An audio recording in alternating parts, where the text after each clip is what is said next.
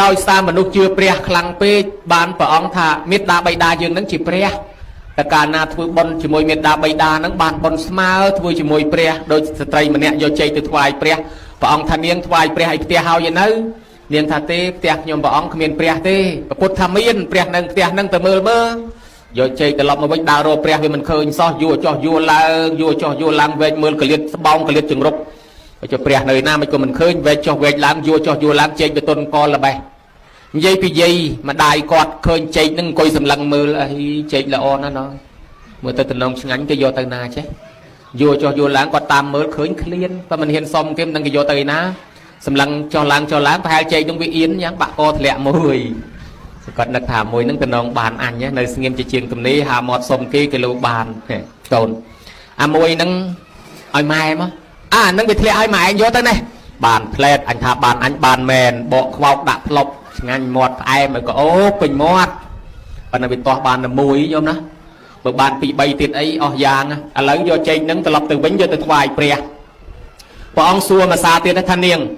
មានឃើញព្រះហើយអត់ផងរកអស់ហើយលិញគ្មានឃើញព្រះផងចុះបាត់ចេកមួយទៅឯណាអានឹងបាក់ឲ្យម៉ែធ្លាក់ឲ្យម៉ែហូបបាត់ហើយបានព្រះអង្គថាម៉ែនឹងហើយជាព្រះបើធ្វើបន់ព្រះខាងក្រៅកុំចោលព្រះខាងក្នុងនឹកដល់ម្ដាយឪពុកសម្រាប់ព្រះខាងក្រៅអនន្តរិយកម្មសម្រាប់ព្រះខាងក្នុងក៏អនន្តរិយកម្មបើធ្វើបន់ខាងក្រៅបានបន់អនន្តយ៉ាងណាធ្វើបន់ជាមួយមេត្តាបិតាក៏បានបន់អនន្តយ៉ាងនោះគ្រួសារសុខសប្បាយបានព្រះអង្គថានឹងហើយព្រះដល់តែអ្នកខ្លះជឿទេវតាខាងក្រៅព្រះអង្គថាម៉ែយើងនេះទេវតាថែអាសាតាំងពីយើងនៅក្នុងផ្ទៃប្រសូតចេញមកគ្មានតន់ចេះដើរគ្មានតន់ចេះស្លៀកពាក់ខោអាវអីទេគាត់នឹងលៀងឲ្យយើងងូតទឹកឲ្យយើងបីយើងពោយើងផ្ងាផ្កាប់ផ្ដេកផ្អៀងផ្អងងូតទឹកបំបៅតម្រាំតែចេះស្លៀកពាក់ចេះហូបបាយខ្លួនឯងទេវតានេះថែអាសាយើងតាំងពីតូចមកកុំភ្លេចទេវតានេះដល់តែអ្នកខ្លះគោរពគ្រូខាងក្រៅពេកបានព្រះអង្គថាម៉ែយើងនេះក៏គ្រូដែរឪយើងនេះក៏គ្រូដែរបង្ហាត់បង្រៀនយើងតាំងពីមុនគេបង្រៀនហៅយាយហៅតាហៅប៉ាហៅម៉ាក់បង្រៀនស្លៀកពាក់បង្រៀនដេកដើរឈរអង្គុយដល់តែពេលអ្នកគោរពព្រំពីដើមគេជឿសាសនាព្រំបានព្រះអង្គថាមេត្តាបិតាយើងនឹងឲ្យព្រំដែលលោកមានព្រំវិហារធម៌លើកូនមេត្តាករណាមុទិតាឧបេក្ខាជាជំរកដ៏ប្រសើររបស់កូនកុំឲ្យចោលមេត្តាបិតាបានរំលឹកទៅលើព្រំកបិលមហាព្រំមិញយើងជឿទៅដល់ទេវតាជឿទៅព្រំប៉ុន្តែកូនទេវតាកូនព្រំគេនឹកដល់ឪគេដែរដាក់វេនគ្នាមកគោរពមកថ្វាយអង្គមយ៉ាងហោចមួយឆ្នាំម្ដងចោះយើងបើជឿទេវតាជឿព្រំយើងធ្វើតាមដែរទៅកុំចោលម៉ែឪយើងដូចគ្នាអញ្ចឹងណាញោមណាបានគេថាកបិលមហាព្រំគឺជាតំណាងឲ្យឪពុកម្ដាយយើងឯកូនទេវតាទាំង7ហ្នឹងគឺតំណាងយើងជាកូនហ្នឹងកុំឲ្យភ្លេចគុណម៉ែឪយ៉ាងហោចមួយឆ្នាំម្ដងមកស្រោចទឹកជូនគាត់ផងកុំបានស្រោចទឹកដាក់គេតាមផ្លូវឲ្យជ្រុលចកោតបុកគ្នាព្រោះថ្នាក់លាន់ណាប្រយ័ត្នតែប៉លិសចាប់មិនប្រពៃណីខ្មែរទេវាចង់ស្រោចទឹកឲ្យម៉ែឪឯណាដល់ដូច្នេះហើយបានគេថាចុះកូនហ្នឹងសិតតែស្រីហ្នឹងសេរីសួស្ដីហើយមិនក៏កូននឹង7មិន8ថាអានឹងថ្ងៃវាមានតែ7ទេដាក់វេនគ្នាទៅគ្រប់ដូចគេចង់ដែរណាញោមណាបានជាយើងនឹកឃើញគុណមេត្តាបិតាធ្វើបុណ្យដូចថ្ងៃនេះជាការប្រពៃហើយណាមិននឹកដល់គុណម៉ែគុណឪចាស់ពីដើមគាត់ជេរអាមិនដឹងទិសញោមដែលលឺអីអត់បើអាត្មាធ្លាប់លឺអាមិនដឹងទិសចាស់ជេរអញ្ចឹងណាអាមិនដឹងទិសមិនដឹងតំបន់ស្ដាប់មើលទៅមិនធ្ងន់ទេស្រាលទេពាក្យហ្នឹងជេរហ្នឹងជេរអាមិនដឹងទិសអាត្មាធ្លាប់គេជេរដែរគេថាអាយុប្រវែងកតុយដើកចាស់ឲ្យដាក់ទំនាយអាត្មាឲ្យបានអាយុប្រវែងកតុយដើកញោមយកដែរប្រវែងកតុយដើក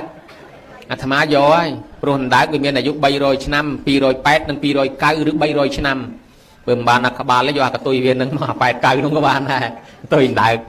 ដល់តែអាជេអាមិនដឹងទិសនេះបើជេក្មេងពីដើមគេយល់ណាញោមបើជេក្មេងឥឡូវវាអត់យល់ទេវាថាចាំតែមិនដឹងតែឆែក Google ដឹងទាំងអស់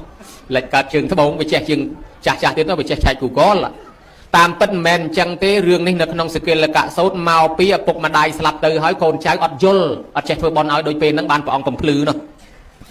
បរោះម្នាក់ឪពុក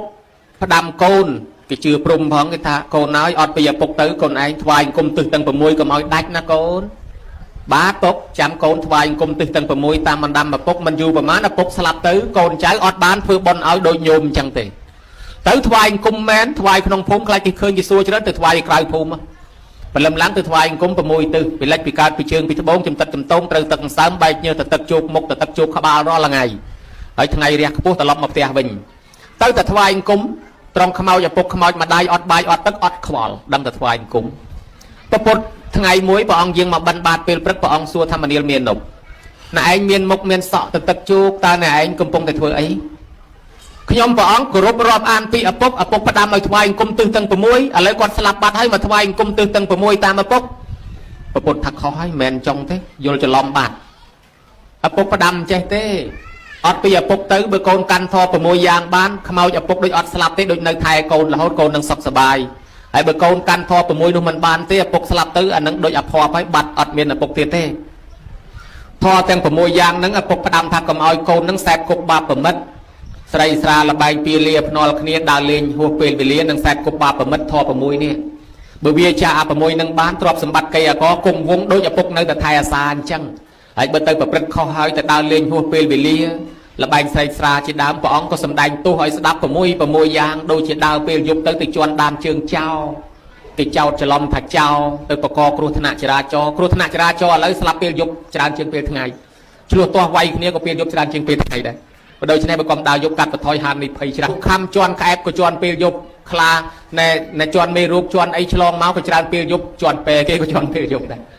ហើយអាចោលលួចអីវ៉ាន់យើងបានក៏ច្រើននៅពេលយប់ដែរព្រោះយើងដើរចោលផ្ទះបាត់ហើយអាឆ្លោះទាស់ប្តីប្រពន្ធគ្នាដល់ថ្នាក់លែងគ្នាក៏មកពីដើរយប់នឹងដែរបើដូច្នេះដើរយប់ទៅមុខនេះមានទំនាស់ជន់ដានជើងចោលអស់ទ្រព្យសម្បត្តិកើតខ្លួនជំងឺដេកកើតឈឺដេកមិនគ្រប់កើតទៅជាខ្ជិលអត់បានទៅធ្វើការងារអាឡ័យដើរយប់ពេកទៅអត់បានដេកគ្រប់ទៅខ្សោយសុខភាពទៅម៉ោង7 8មិនទាន់ឡើងហ្មងនៅបន្តភាពដូច្នេះបានព្រះអង្គសម្ដែងការខ្ជិលច្រអូសការសែបគប់បាបប្រមិតនិងការប្រព្រឹត្តខុសនឹងវានាំឲ្យបាបវានាំឲ្យយើងជួបនៅហានិភ័យហិនហោចអស់ដូចអត់មានឪពុកនៅក្បែរទេបើយើងកាន់តាមពីឪពុកយើងខំធ្វើល្អវាចាក់ធម៌6យ៉ាងនឹងទៅដូចឪពុកអត់ស្លាប់ម្ដាយអត់ស្លាប់ទេដូចនៅរស់ជាមួយកូនរហូតបានព្រះអង្គបញ្ជាក់បន្ថែមទៀតថាមនាលមាននោះបើថ្វាយអង្គមទិសគេរាប់អញ្ចេះទិសខាងកើតជាទិសមេត្តាបិតាទិសខាងត្បូងជាទិសគ្រូអាចារ្យទិសខាងលិចជាបុត្រភរិយាទិសខាងលើទិសខាងជើងជាសាមណេរជាមិត្តសម្លាញ់ទិសខាងលើជាសាមណព្រាហ្មណ៍ទិសខាងក្រោមជាទេសកម្មករថ្វាយអង្គមទិសទាំង6មានន័យថាអនុគ្រោះគោរពមនុស្ស6ក្រុមទី1ពួកមេត្តាបិតាអានឹងថ្វាយអង្គមទិសខាងកើតហើយក្រុមទី2ពួកគ្រូអាចារ្យបង្ហាត់បង្រៀនយើងអានឹងថ្វាយអង្គមទិសខាងត្បូងហើយក្រុមទី3ប្តីប្រពន្ធកូនទិសខាងលិចក្រុមទី4មិត្តសម្លាញ់មិត្តភ័ក្តិភូមិផងរបងជាមួយទិសខាងជើងឯទិសខាងលើក្រុមសាមណព្រាហ្មណ៍ភិក្ខុសាមណេរឯទិសខាងក្រោមទេសកម្មករគឺសង្គ្រោះដល់មនុស្ស6ក្រុមឯនេះតើហើយថ្វាយអង្គមនឹងគេធ្វើម៉េចថាទិសខាងកើតបើមេត្តាបិតានៅរស់ផតោនេសੰបរិសាមិគាត់ធ្លាប់ចិញ្ចឹមយើងឥឡូវយើងចិញ្ចឹមគាត់វិញកិច្ចចាំងនេសੰក្រេសាមិបើគាត់មានកិច្ចរវល់អីឲ្យយើងនាំគ្នាធ្វើកិច្ចការនោះជំនួសក៏លវាំងសੰតបេសាមិប្រតិបត្តិថែរក្សាពូជពងវងតកូលគាត់ធ្លាប់គោរពជឿបប្រតិបត្តិអាម៉េចកាន់តំណែងនឹងតផងទី4ទាយាជាងបដិបច្ជាមិប្រតិបត្តិថែរក្សាកេអកទ្រព្យបរដកដែលគាត់ចែកឲ្យកុំចេះទៅលក់ខ្ទេចលក់ខ្ទីបាត់អនុស្សាវរីយ៍គាត់អស់អីអ្នកខ្លះគេថតតាំងពីស្នាមជើងគាត់ទុកថ្វាយអង្គមទៀតនោះដល់គាត់ស្លាប់ទៅទី5តេខេណាងអនុបតិសាមិគឺកូនចៅត្រូវធ្វើតេខេណានុបទានដូចយើងកំពុងធ្វើនឹងមានន័យថាទោះបីយើងឃើញគាត់ហូបក៏ដោយមិនឃើញក៏ដោយវាជាទួនាទីរបស់យើងសម្រាប់ធ្វើជូនម៉ែឪដែលស្លាប់ទៅទោះបីគាត់បានកើតកន្លែងខ្ពង់ខ្ពស់មានយសជាទេវតាប្រអិនប្រព្រំហើយក៏ដោយក៏ជាទួនាទីរបស់យើងត្រូវតែធ្វើឧទ្ទិសជូនទៅគាត់នឹងរឹងរិតតែចម្រើនជាភ័យយោភាពរីឯអ្នកដែលស្លាប់ទៅនោះបើកើតក្នុងកន្លែងអន់ក៏នឹងរួចពីកន្លែងអន់ទៅកើតកន្លែងខ្ពស់ហើយបើគាត់ខ្ពស់ស្រាប់ហើយនឹងរឹងរិតតែបានអញ្ចឹងមិនសំខាន់យើងមើលឃើញមើលមិនឃើញទេសំខាន់ពីទួនាទីរបស់យើង